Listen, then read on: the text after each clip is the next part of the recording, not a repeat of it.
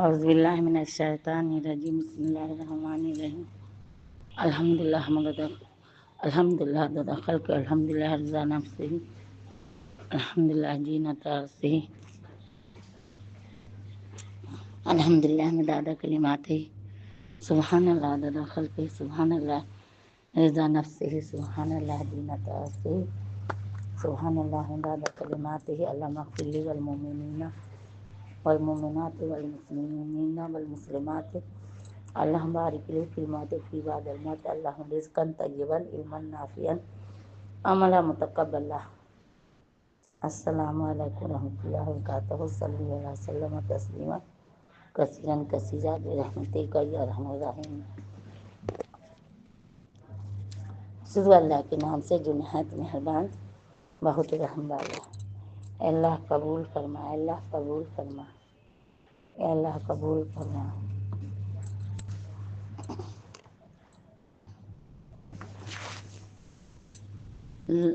چھٹا سپارہ اور سورہ مائدہ جو آگے بھی پیچھے بھی پڑھ چکے ہیں، اب اس سے آگے تفسیر شروع کروں ہیں۔ اللہ قبول فرمائے۔ چھٹا پارہ اور سورہ مائدہ۔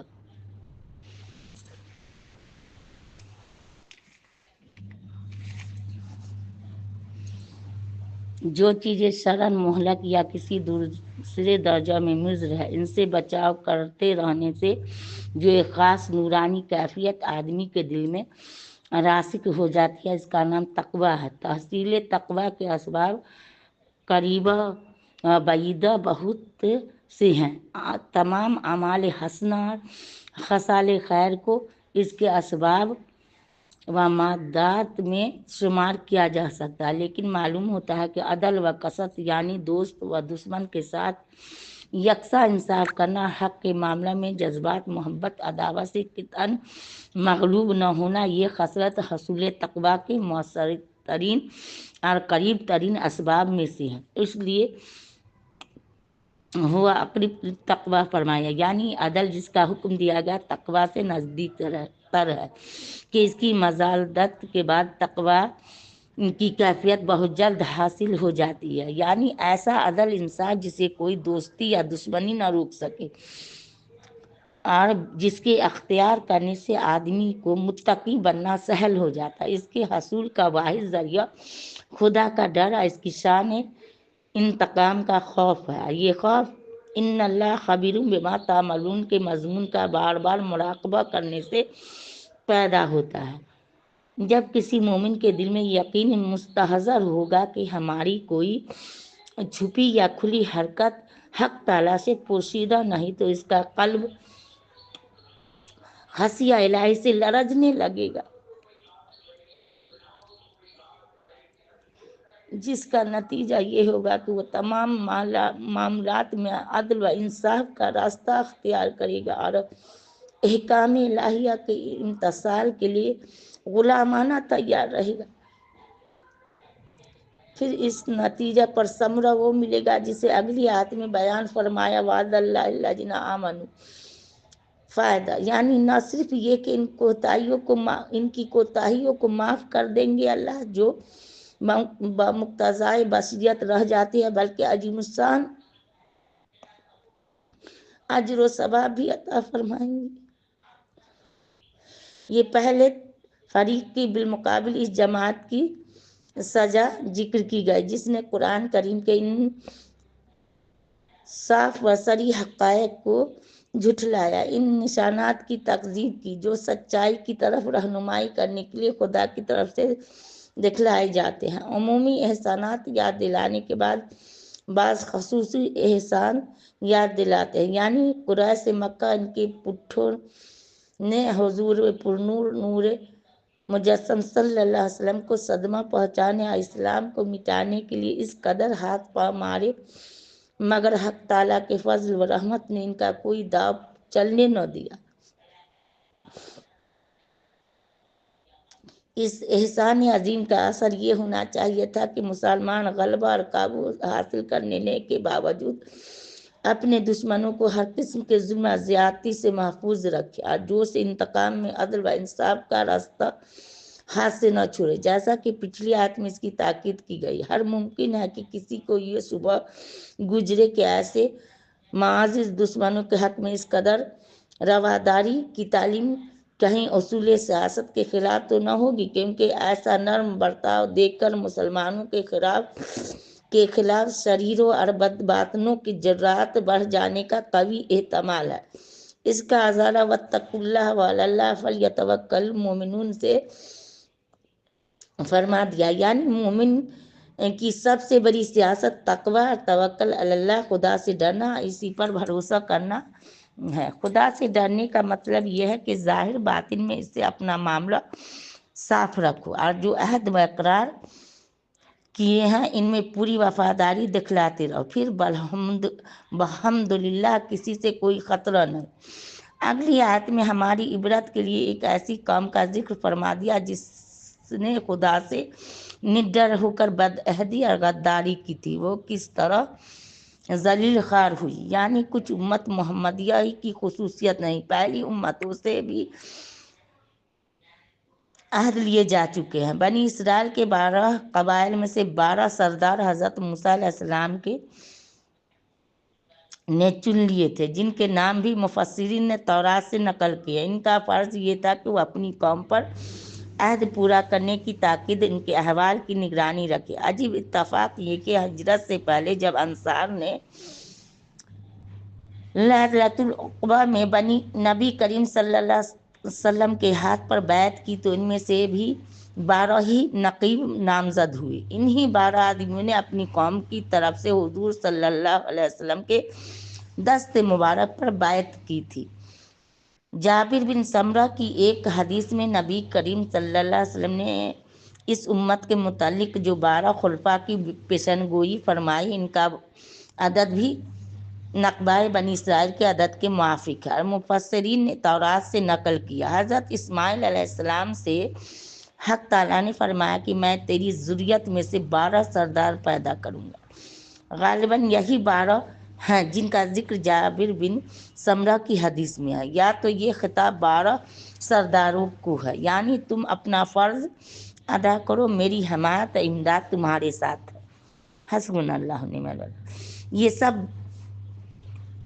بنی اسرائیل کو کہ میں تمہارے ساتھ ہوں، یعنی کسی وقت مجھے اپنے سے دور مت سمجھو۔ جو کچھ معاملہ تم سرن یا اعلانیتاً کرو گے وہ ہر جگہ ہر وقت میں دیکھ رہا ہوں اور سن رہا ہوں، اس لیے جو کچھ خبردار ہو کر کرو۔ یعنی جو رسول حضرت موسیٰ علیہ السلام کے بعد آتے رہیں گے ان سب کی تصدیق کرو گے اور دلی تعظیم سے پیش آؤ گے، اور دشمنان حق کے مقابلہ پر ان کا پورا ساتھ دو گے، جان سے بھی اور مال سے بھی۔ خدا کو قرض دینے سے مراد اس کے دین اور اس کے پیغمبروں کی حمایت میں مال خرچ کرنا ہے۔ جس طرح روپیہ قرض دینے والا اس امید پر دیتا ہے کہ اس کا روپیہ واپس مل جائے گا، اور قرض لینے والا اس کے ادا کرنے کو اپنے ذمہ لازم کر لیتا ہے، اسی طرح خدا ہی کی دی ہوئی جو چیز یہاں اس کے راستوں میں خرچ کی جائے گی وہ ہرگز گم یا کم نہیں ہوگی۔ حق تعالیٰ نے کسی مجبوری سے نہیں، محض اپنے فضل اور رحمت سے اپنے ذمہ لازم کر لیا ہے کہ وہ چیز تم کو عظیم الشان نفع کی صورت میں واپس کر دے۔ الحمدللہ۔ اچھی طرح سے مراد یہ ہے کہ اخلاص سے دو، اپنے محبوب مرغوب اور پاک صاف مال میں سے دو۔ یعنی نیکیاں جب کثرت سے ہوں تو وہ برائیوں کو دبا دیتی ہیں۔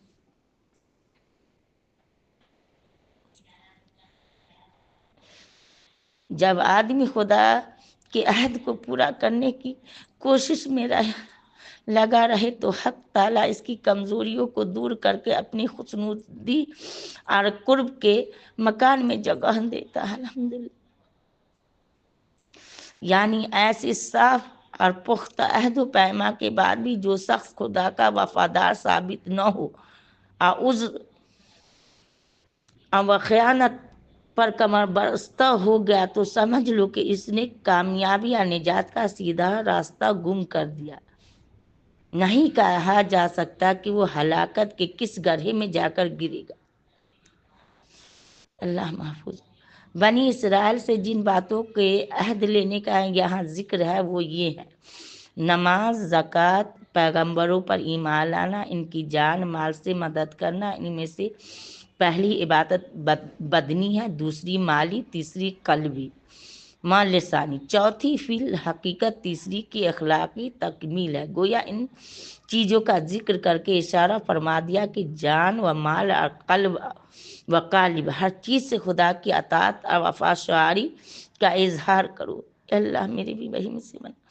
لیکن بنی اسرائیل نے چن چن کر ایک ایک عہد کے خلاف ورزی کی، کسی قول و قرار پر قائم نہ رہے۔ ان عہد شکنیوں کا جو نتیجہ ہوا اسے اگلی آیت میں بیان فرماتے ہیں: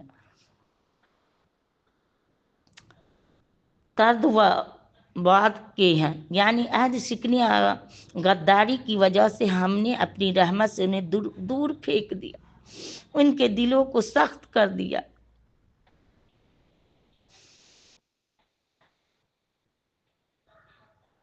ظاہر فرما دیا کہ ان کے ملعون اور سنگ دل ہونے کا سبب عہد شکنی اور بے وفائی ہے، جو خود انہی کا فعل ہے۔ اسباب پر مسبب کا مرتب کرنا چونکہ خدا ہی کا کام تھا، اس لحاظ سے جعلنا قلوبہم قاسیۃ نسبت اس کی طرف کی گئی، یعنی خدا کے کلام میں تحریف کرتے ہیں، کبھی اس کے الفاظ میں، کبھی معنی میں، کبھی تلاوت میں تحریف کی۔ یہ سب اقسام قرآن کریم اور کتب حدیث میں بیان کی گئی ہیں، جس کا قدر اعتراف آج کل بعض یورپین عیسائیوں کو بھی کرنا پڑا ہے۔ فائدہ، یعنی چاہیے تو یہ تھا کہ ان قیمتی نصیحتوں سے فائدہ اٹھاتے جو مثلاً نبی آخر جماع صلی اللہ علیہ وسلم کی آمد اور دوسرے مہمات دینیہ کے متعلق ان کتابوں میں موجود تھی، مگر اپنی غفلتوں اور شرارتوں میں پھنس کر یہ سب بھول گئے، بلکہ نصیحتوں کا وہ ضروری حصہ ہی گم کر دیا۔ اور اب بھی جو نصیحتیں اور مفید باتیں خاتم النبیین صلی اللہ علیہ وسلم کی زبان سے ان کو یاد دلائی جاتی ہے، ان کا کوئی اثر قبول نہیں کرتے۔ حافظ ابن رجب حنبلی نے لکھا ہے کہ نقض عہد کے سبب سے ان میں دو باتیں آئی: ملعونیت اور قسوت قلب دل کا سخت ہو جانا۔ اس لیے جو عہد کیا جائے وہ کو پورا کیا جائے، جو عہد کر لو وہ کو پورا کرو۔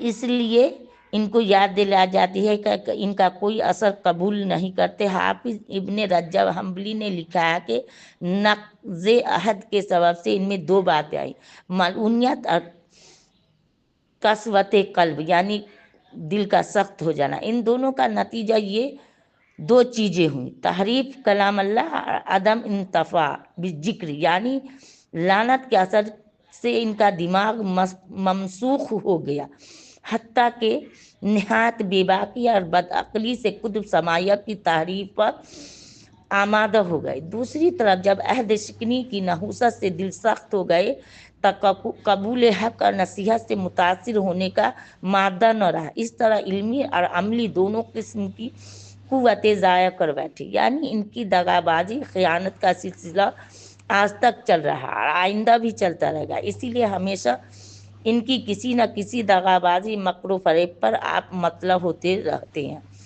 یعنی عبداللہ بن سلام وغیرہ جو اسلام میں داخل ہو چکے، یعنی جب ان کی عادت قدیمہ ہی یہ ہے تو ایسے لوگوں سے ہر جزوی طور پر الجھنے اور ان کی ہر خیانت کا پردہ فاش کرنے کی ضرورت نہیں۔ ان کو چھوڑیے اور درگزر کیجیے، ان کی برائی کا بدلہ عفو احسان سے دیجیے، شاید اسی سے کچھ متاثر ہوں۔ قتادہ وغیرہ نے کہا ہے کہ یہ آیت منسوخ ہے، مگر اس کی کچھ حاجت نہیں۔ قطار کے حکم سے یہ لازم نہیں آتا کہ کسی وقت اور کسی موقع پر بھی ایسی قوم کے مقابلہ میں عفو، درگزر اور تالیف قلب سے کام نہ لیا جا سکے۔ نصارہ کا ماخذ یا تو نصر ہے، جس کے معنی مدد کرنے کے، اور ناصرہ کی طرف سے نسبت ہے، جو ملک شام میں اس بستی کا نام ہے جہاں حضرت مسیح علیہ السلام رہے تھے۔ اسی لیے ان کو مسیح ناصری کہتے ہیں۔ جو لوگ اپنے کو نصارہ کہتے تھے وہ گویا اس بات کے مدعی تھے کہ ہم خدا کے سچے دین اور پیغمبروں کے حامی ناصر اپنے اور حضرت مسیح ناصری کے متابع ہیں۔ اس زبانی دعوے اور قلبی تقافر کے باوجود دین کے معاملے میں جو رویہ تھا وہ آگے ذکر کیا گیا، یعنی یہود کی طرح ان سے بھی عہد لیا گیا تھا، لیکن یہ بھی عہد شکنی اور بے وفائی میں اپنے پیشتروں سے کچھ کم نہ رہے۔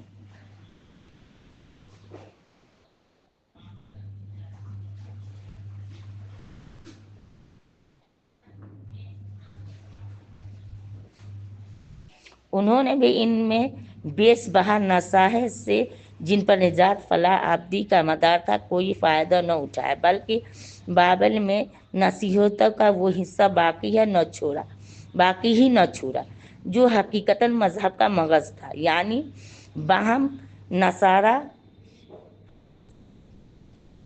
میں یا یہود اور نصارہ دونوں میں عداوتیں اور جھگڑے ہمیشہ کے لیے قائم ہو گئے۔ آسمانی سبق کو ضائع کرنے اور بھلا دینے کا جو نتیجہ ہونا چاہیے تھا وہی ہوا، یعنی جب وحی الہی کی اصلی روشنی ان کے پاس نہ رہی تو اوہام و افواہ کی اندھیریوں میں ایک دوسرے سے الجھنے لگا۔ مذہب تو نہ رہا پر مذہب کے جھگڑے رہ گئے، بیسوں فرقے پیدا ہو کر اندھیرے میں ایک دوسرے سے ٹکرانے لگے۔ یہی فرقہ وار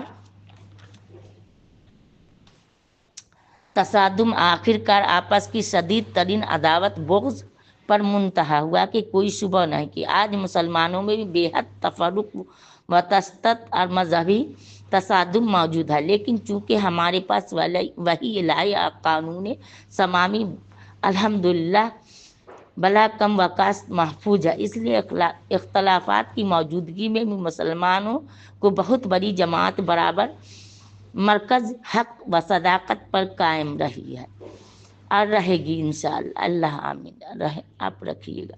اس کے برخلاف یہود و نصارہ کے اختلافات یا مثلاً پروٹسٹنٹ، رومن کیتھولک وغیرہ فرقوں کے باہمی مخالفت میں کوئی ایک فریق بھی نہ آج شاہر حق و صداقت پر قائم ہے نہ قیامت تک ہو سکتا، کیونکہ وحی الہی کی روشنی کو جس کے بدون کوئی انسان خدا تعالیٰ اس کے قوانین کی صحیح معرفت حاصل نہیں کر سکتا، اپنی بے اعتدالیوں اور غلط کاریوں سے ضائع کر چکے۔ اب جب تک وہ اس محرف بائبل کے دامن سے وابستہ رہیں گے، محال ہے کہ قیامت تک ان کو راہ اور محض بے اصول اختلافات، فرقہ وار بغض اناد کی ظلمت سے نکل کر حق کا راستہ دیکھ سکیں اور نجات ابدی کی شاہراہ پر چل سکیں گے۔ باقی جو لوگ آج نفس مذہب خصوصاً عیسائیت کا مذاق اڑاتے ہیں،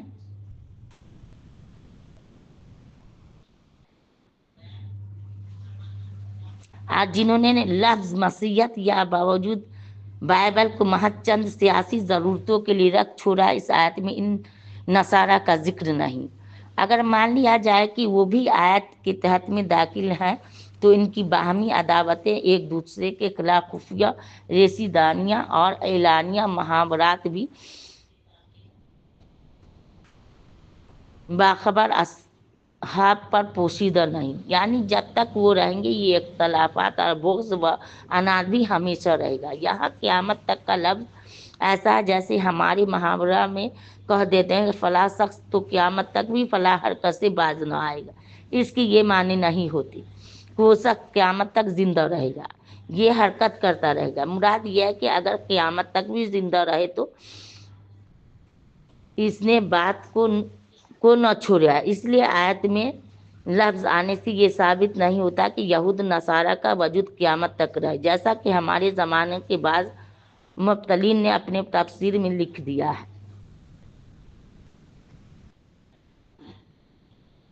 یعنی آخرت میں پوری طرح دنیا میں بھی بعض واقعات کے ذریعے سے ان کو اپنی کرتوت کا نتیجہ معلوم ہو جائے گا۔ یہ سب یہود و نصارہ کو خطاب ہے کہ وہ نبی آخر الزماں صلی اللہ علیہ وسلم جن کی آمد کی بشارت تمہاری کتابوں میں اس قدر تعریف ہونے پر بھی کسی نہ کسی عنوان سے موجود ہے، تشریف لے آئیں، جن کے منہ میں خدا نے اپنا کلام ڈالا، صلی اللہ علیہ وسلم تسلیما کثیرا، جنہوں نے ان حقائق کی تکمیل کی جو حضرت مسیح ناتمام چھوڑ گئے تھے۔ तौरात इंजील की जिन बातों को तुम छुपाते थे और बदल सदल कर बयान करते थे, इनमें की सब जरूरी बातें इसी आखिरी जमाने जाहिर फरमा दिया। जिन बातों की अब चंदा जरूरत न थी, इनसे दरगुजर किया। शायद नूर से खुद नबी करीम सल्लल्लाहु अलैहि वसल्लम और किताब मुबीन से कुरान करीम मुराद है जी। यानी यहूदो नसारा जो वही इलाही की रोशनी को जाया करके अहवा और आवारा की तारीकी और बाहमी खिलाफ मशक्क़त की गढ़ों में गिर पड़े धक्के खा रहे हैं, जिससे निकलने का बहालत मौजूदा क़यामत तक इनकार है। इनसे कह दो कि खुदा की सबसे बड़ी रोशनी आ गई, यानी कुरान मजीद नबी आखिरी ज़माना सल्लल्लाहु अलैहि वसल्लम। और निजात अब्दी की सही रास्ता पर चलना चाहते हो तो इस रोशनी में हक ताला की रज़ा के पीछे चल पड़ो। सलामती की राहें खुली पाओगे और अंधेरे से निकल कर उजाले में बेखटके चल सकोगे। जिसकी रज़ा के ताबा होकर चल रहे हो, उसी की दस्तगीरी से सिरात मुस्तकीम को बेतकल्लुफ तय कर लोगे। यानी मसीह के अलावा खुदा कोई और चीज नहीं कहते कि ये अकीदा नसारा में से फिरका याकूबिया का है, जिनके नज़दीक मसीह के कालिम में खुदा हलूल किए हुए हैं माज़अल्लाह। या यूँ कहा जाए कि जब नसारा हज़रत मसीह की निस्बत अलूहियत के कायल हैं और साथ ही तौहीद का भी ज़ुबान से इकरार करते जाते हैं, यानी खुदा एक है, तो इन दोनों दावों का लाजमी नतीजा ये है कि इनके नज़दीक मसीह के सिवा कोई खुदा न हो। बहरहाल कोई सूरत ली जाए, इस अकीदा की कुफ्र सरी होने में क्या शुबा हो सकता है।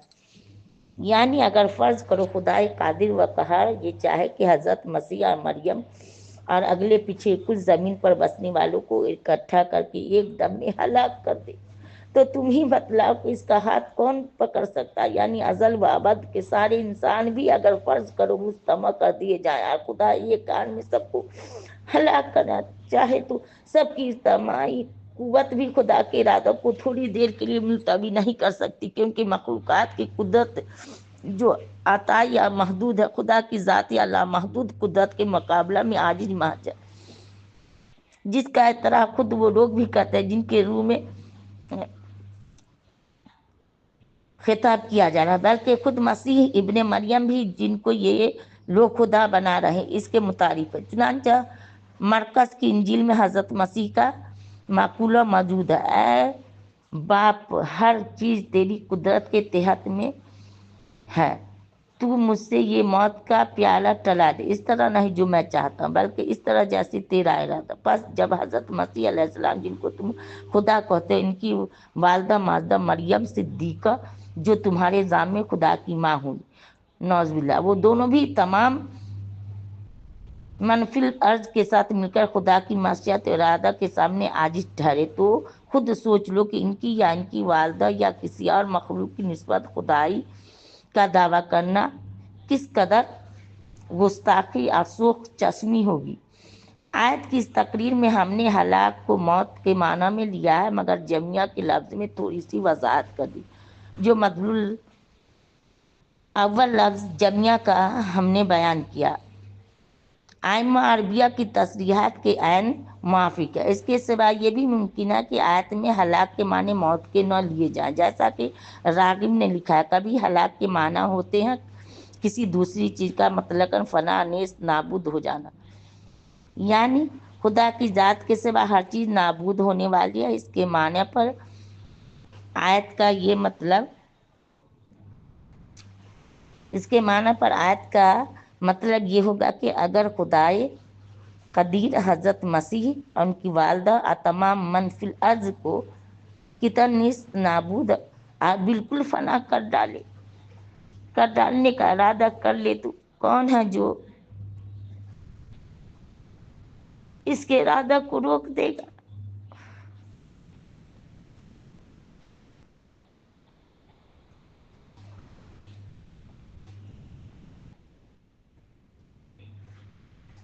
हज़रत शाह साहब रहमतुल्लाह तहरीर फरमाते हैं कि अल्लाह ताला किसी जगह नबियों के हक़ में ऐसी बात फरमाते हैं ताकि उनकी उम्मत बंदगी की हद से ज़्यादा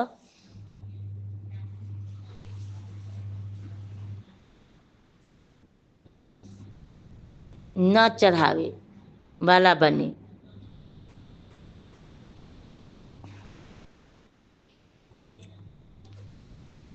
इस लायक कहा कि इनके मतलब आली वजाहत इंदल्ला का ख्याल करते हुए ऐसा खिताब किया जाता है, जो चाहे जिस तरह चाहे। मसला हज़रत मसीह को बदून बाप के, हज़रत हवा को बदून माँ के, हज़रत आदम अलैहिस्सलाम को बदून माँ बाप के पैदा कर दिया। किसी का जोर इसके सामने नहीं चल सकता। सब अख्तियार व अबरार भी वहाँ मजबूर है। शायद अपने को बेटे यानी औलाद इसलिए कहते हो कि इनकी बाइबल में खुदा ने इसराइल याकूब अलैहिस्सलाम को अपना पहलौठा बेटा और अपने को इसका बाप कहा। इधर नसारा हज़रत मसीह अलैहिस्सलाम को अल्लाह मानते हैं, तो इसराइल की औलाद हज़रत मसीह की उम्मत होने की वजह से गालिबन अपना अल्लाह का लफ्ज़ अपनी निस्बत इस्तेमाल किया होगा। और ये भी मुमकिन है कि बेटा कहने से मुराद ये हो कि हम खुदा के ख़ास और महबूब होने की वजह से गोया औलाद जैसी हैं। इस सूरत में अंबिया का हासिल वही हो जाएगा जो लफ्ज़ आबा का है।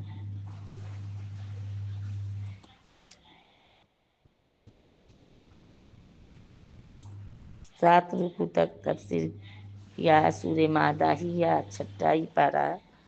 अल्लाह कबूल फरमाए। जो गलती सलती हो गई अल्लाह माफ़ करे। आप लोग भी माफ़ करिएगा जो गलती चूक हो जाए।